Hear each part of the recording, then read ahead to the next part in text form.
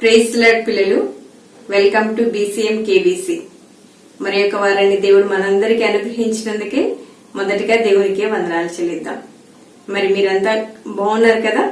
ఈ వారం బీసీఎం కేబీసీని ప్రార్థనతో ప్రారంభిద్దామా? కమాన్, క్లోజ్ యువర్ ఐస్. ప్రేమ నమ్మకమైన మా ప్రియ పరలోకపు తండ్రి, గొప్ప దేవ, అద్భుతకరుడా, ఆశ్చర్యకరుడా, మీ బంగారు పాదములకు వేలాది వందనాలు, స్తుతులు. మరి యొక్క వారాన్ని మీరు మా అందరికీ అనుగ్రహించినందుకే మీకు వేలాది వందనాలు ప్రభా. చిన్న బిడ్డలు ప్రభా, మీ సన్నిధానానికి ఆశతో పరిగెత్తి వచ్చి ఉంటుండగా మీ కృపలో జ్ఞాపకం చేసుకోనండి ప్రభా. ఈ వారం మేము నేర్చుకునబోయే లెసన్ మా జీవితాల్లో మేము అన్వయించుకోవడానికి సహాయం చేయండి ప్రభా. ఎన్నో ఆత్మీయ సత్యాలను నేర్చుకోవడానికి మీరు మాకు కృపను అనుగ్రహించమని మా ప్రభువును ప్రియరక్షకుడైన యేసయ్య ఘనమైన నామమున ప్రార్థించి స్తుతించి అడిగి వేడుకొంచున్నాను స్వామి, ఆమేన్. Come on now, let's open up the book. Come on now and take a good long look and see God has given us all we need to be free. It's about you, it's about me, it's about the truth that sets us free. It's about L-O-V-E, love from the Father up above. It's about hope, it's about life, it's about the love of Jesus Christ. It's about everlasting, never failing love. Oh, it's about you, it's about me, it's about the truth that sets us free. It's about L-O-V-E, love from the Father up above. It's about hope, it's about life, it's about the love of Jesus Christ. It's about everlasting, never failing love. It's about everlasting, never failing love. Oh, it's about everlasting, never failing, ever faithful, never ending love. పిల్లలు, last week మనం Joseph గురించి నేర్చుకున్నాం కదా. రాజుకు కలలు రావడము, ఆ కలల భావం చెప్పడానికి జోసెఫ్ రాజు దగ్గరికి వెళ్ళడము, ఆ కలల భావం చెప్పడమే కాదు, వచ్చే సిచ్యువేషన్ కి చక్కటి సొల్యూషన్ కూడా చూపించాడు. అందుకే రాజు చాలా మెచ్చుకొని, ఇంత దేవుని ఆత్మ కలిగిన వ్యక్తి ఇంకా ఎవరు మనకు దొరుకుతారు అని చెప్పి జోసెఫ్ ని ప్రైమ్ మినిస్టర్ గా చేశాడు. ఇంతవరకు లాస్ట్ వీక్ నేర్చుకున్నాం కదా. జోసెఫ్ కలభావం చెప్పినట్లుగానే మొదటగా మంచి పంట పండే 7 సంవత్సరాలు వచ్చాయి. ఆ 7 సంవత్సరాల కాలంలో జోసెఫ్ కి రాజే దగ్గరుండి మ్యారేజ్ చేశాడు. అంటే ఎంత మంచి ఆధిక్యత కదా. ఆ తర్వాత జోసెఫ్ కి ఒక కొడుకు పుట్టాడు. ఆ అబ్బాయికి మనష్షే అని పెట్టాడు. కొంతకాలానికి ఇంకొక కుమారుడు కూడా పుట్టాడు. ఇప్పుడు ఆ అబ్బాయికి ఎఫ్రాయిము అని పేరు పెట్టారు. ఆ తర్వాత జోసెఫ్ కలభావం చెప్పినట్టుగానే కరువు సంవత్సరాలు మొదలయ్యాయి. అంటే ఫస్ట్ కరువు సంవత్సరం మొదలవగానే అందరికి తిండి లేకుండా ఏముండదు. లాస్ట్ ఇయర్ పండిన పంట కొంత జాగ్రత్తగా వాడుకున్నారు. అయితే ఆ తర్వాత సంవత్సరానికి వచ్చేసరికి ఇంకా పంట లేదు కదా. కాబట్టి ప్రజలందరూ వెళ్లి రాజుతో మొరపెట్టినప్పుడు రాజు యోసేపు ఎలా చెబితే అలా వినండి అన్నాడు. సరే అని యోసేపు దగ్గరికి వెళ్తే, మీ దగ్గర ఉన్న డబ్బుతో మీకు కావలసిన ధాన్యాన్ని కొని తీసుకెళ్లొచ్చు అని చెప్పాడు. సరే అని అందరూ కొంటున్నారు. మరి ఆ చుట్టుపక్కల కరువు ఐగుప్తులో మాత్రమే రాలేదు పిల్లలు, చుట్టుపక్కల అంతటా కరువు వచ్చింది. ధాన్యము ఐగుప్తులో సమృద్ధిగా ఉంది. కరువు సంవత్సరాలు కూడా వాళ్ళకి ఎలాంటి ఇబ్బంది లేకుండా వాళ్ళు జీవించగలుగుతున్నారు అని వాళ్ళందరికీ తెలిసింది. పిల్లలు, ఇక్కడ ఇంకొక విషయం మనం జ్ఞాపకం చేసుకోవాలి. చుట్టుపక్కల రాజులందరూ ఐగుప్తు మీదకి యుద్ధం ప్రకటించరా? అంటే అక్కడ ధాన్యం సమృద్ధిగా ఉంది కాబట్టి సైన్యంతో వస్తారు, ఈ దేశాన్ని ఓడించి ఆ ధాన్యం అంతా తీసుకెళ్లే అవకాశం ఉంది. కాబట్టి జోసెఫ్ చాలా జ్ఞానంతో ఆ కొట్లు అంటే ధాన్యము స్టోర్ చేసే అవన్నీ గోడౌన్స్ అన్ని కూడా కొన్ని పైకి కట్టిస్తే కొన్ని అండర్ గ్రౌండ్ కట్టించాడట. అందుకే అవి ఎక్కడున్నది పూర్తిగా ఎవరికి తెలీదు, ఎంత ధాన్యం ఉందో కూడా ఎవరికి పూర్తిగా తెలీదు. వేరే దేశపు రాజులు వీళ్ళ మీదకి యుద్ధానికి వచ్చే అవకాశం ఉంది కాబట్టి ఒకవైపు వాళ్ళ మిలిటరీని కూడా చాలా స్ట్రాంగ్ గా పెట్టుకోవాల్సి వచ్చింది. అలా జోసెఫ్ ఐగుప్తు దేశంలో కావలసిన సమృద్ధిని, కావలసిన ప్రొటెక్షన్ ని అంతటిని సమకూర్చాడు. ఇదంతా ఎలా సాధ్యమైంది పిల్లలు? లాస్ట్ వీక్ మనం నేర్చుకున్న మెమరీ వర్స్ జ్ఞాపకం ఉందా? ఒకసారి గుర్తు చేసుకుందామా? సామెతలు 9:10 యెహోవా యందు భయభక్తులు కలిగి ఉండుటయే జ్ఞానమునకు మూలము. అలా జోసెఫ్ కి కావలసినంత జ్ఞానము దేవుడు అనుగ్రహించాడు కాబట్టి చాలా చక్కగా అన్ని మేనేజ్ చేయగలుగుతున్నాడు.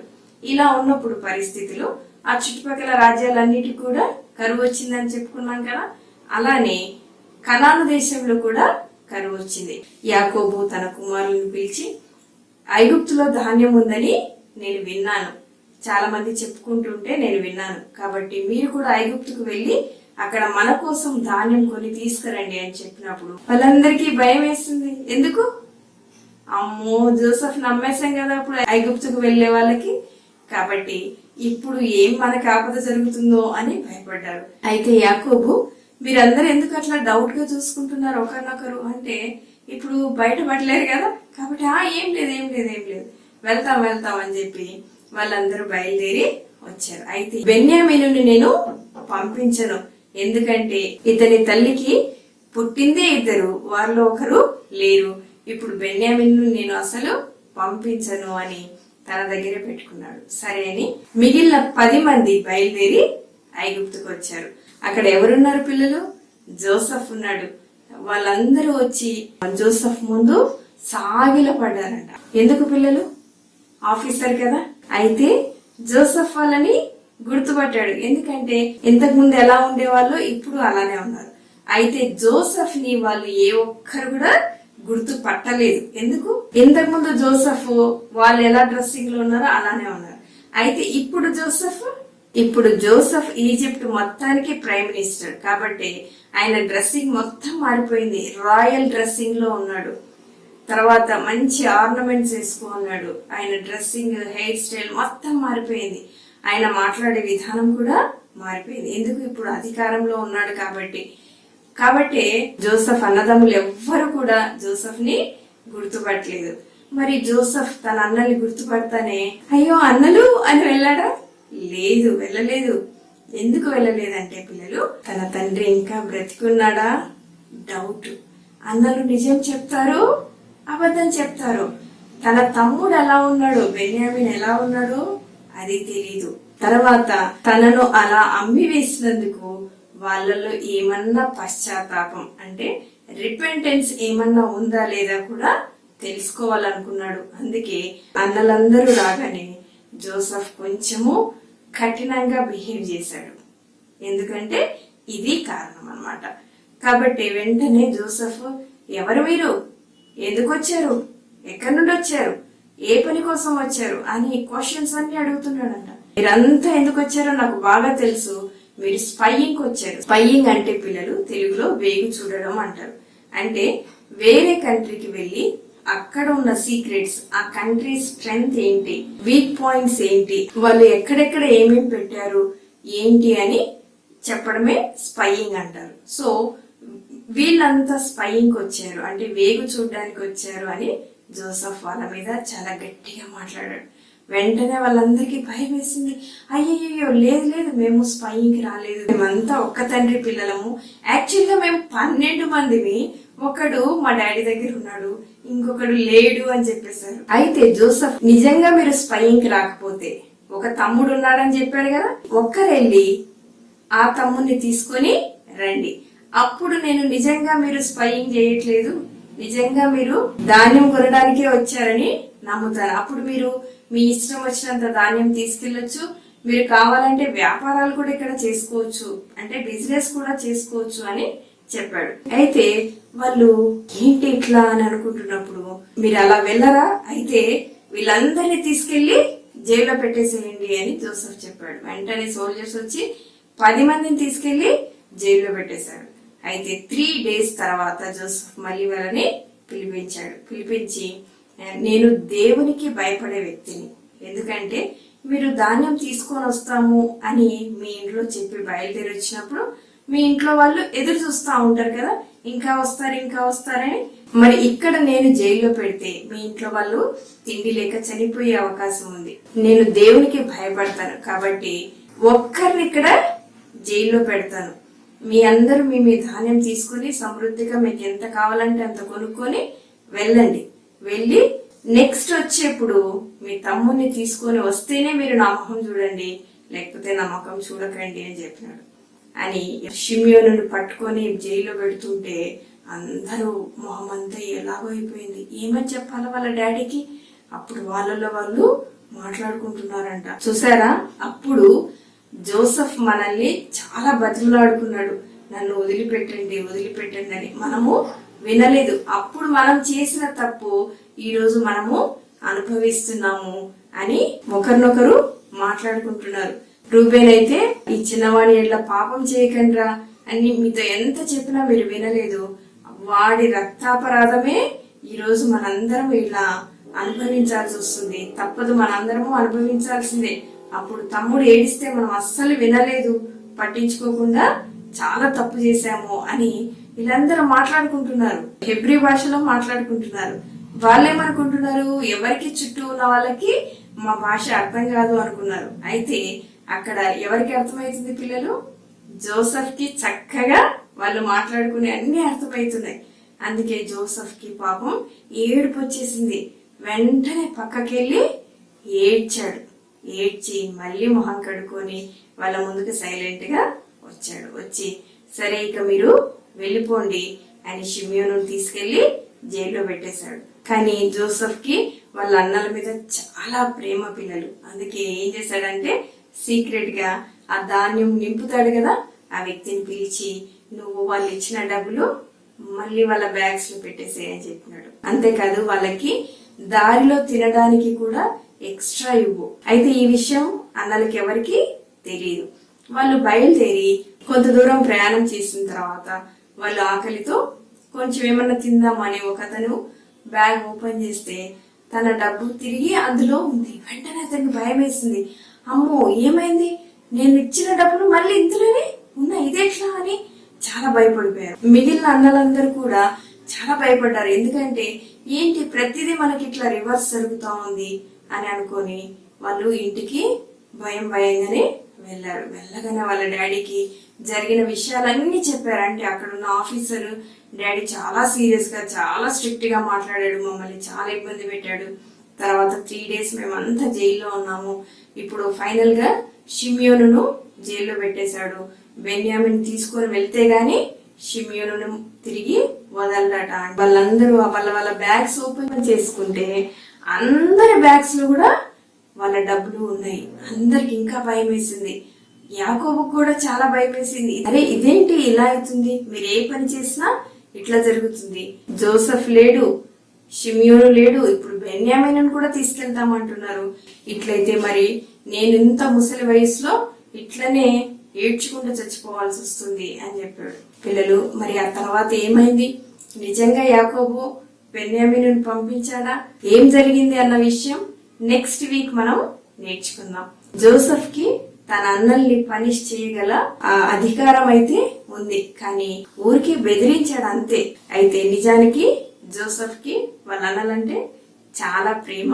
మరి జోసెఫ్ రివెంజ్ తీర్చుకోగలిగి ఉండి కూడా చేయలేదు కదా ఆ పని. కాబట్టి పిల్లలు వాక్యంలో ఒక మాట ఉంది, అది ఏంటంటే రోమీయులకు రాసిన పత్రిక 12వ అధ్యాయము 21వ వచనం చదువుదామా మరి? కీడు వలన జయింపబడక మేలు చేత కీడును జయించు. పిల్లలు welcome to BCM KBC activity time.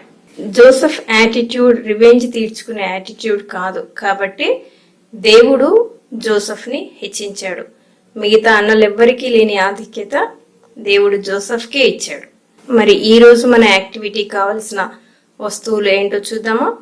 As usual white papers, scale, pen, pencil, eraser, sellotape, and tissue paper. ముందుగా టిష్యూ పేపర్ తీసుకుందాము. దీన్ని జస్ట్ కొంత కిందికి ఇలా ప్రెస్ చేద్దాం. అంటే ఇది ఒక ధాన్యపు మూటలాగా ఇలా ప్రెస్ చేసి దగ్గరికి పెట్టి దీన్ని ఇలా సెలో టేప్ వేసేద్దాం. ఇటువైపు కూడా వేసేద్దాం. పిల్లలు రెండు వైపులా వేసాము. ఇప్పుడు దీని మీద ఇది ఇలా అంటించేద్దాం. అంటే ధాన్యపు మూట.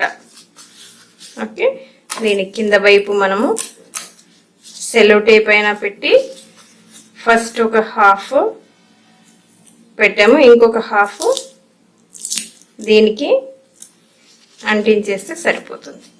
అలానే ఇక్కడ కూడా జోసెఫ్ తన అన్నలకి చక్కగా వాళ్ళకి కావలసిన ధాన్యము, నిజానికి వాళ్ళు కొనుక్కున్నారు కానీ ఆ డబ్బు తిరిగి ఎవరి బ్యాగ్ లో వాళ్ళ డబ్బు పెట్టేశాడు. అంటే వాళ్ళకి ఉచితంగా ఇచ్చినట్లే కదా. జోసెఫ్ ని బట్టి మనం నేర్చుకోవాల్సిన లెసన్ ఏంటి? కీడుకు ప్రతిగా మేలు చేయాలి. అంటే కీడు వల్ల జయింపబడక మేలు చేత కీడును జయించుదాము. మరి మన మెమరీ వర్స్ రాద్దామా? ఇక్కడ యాజ్ యూజువల్ ఫస్ట్ లైన్ కొట్టుకుందాము పెన్సిల్ తో. పిల్లలు, మన మెమరీ వర్స్ నేను స్కెచ్ తో రాస్తున్నాను వీడియోలో కనిపించడానికి. మీరు స్కెచ్ ఉంటే స్కెచ్ తో రాసుకోవచ్చు, లేదా పెన్నుతోనే రాసుకోవచ్చు.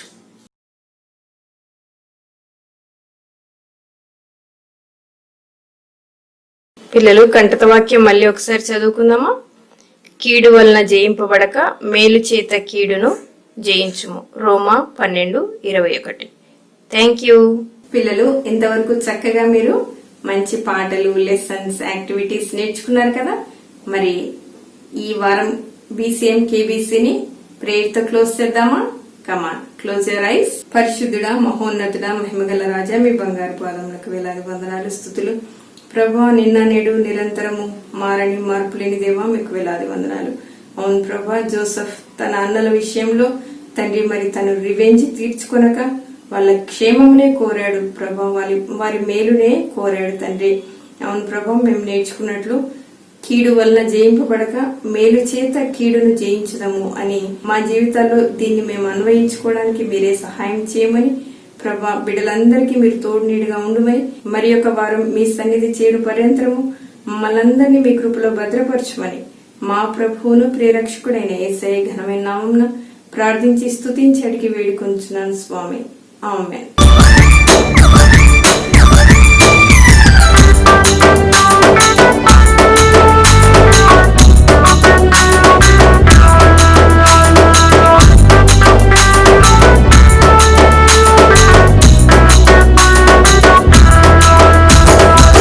విషయం వచ్చింది, సందడి తెచ్చింది, హెవెన్లీ బ్లెస్సింగ్స్ ని మనకు తెచ్చింది.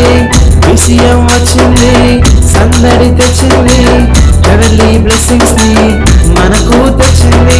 బ్లెస్సింగ్ చిల్డ్రన్ మినిస్ట్రీస్, మహిమ గల యేసు కన్నిధి. బ్లెస్సింగ్ చిల్డ్రన్ మినిస్ట్రీస్, మహిమ గల యేసు కన్నిధి.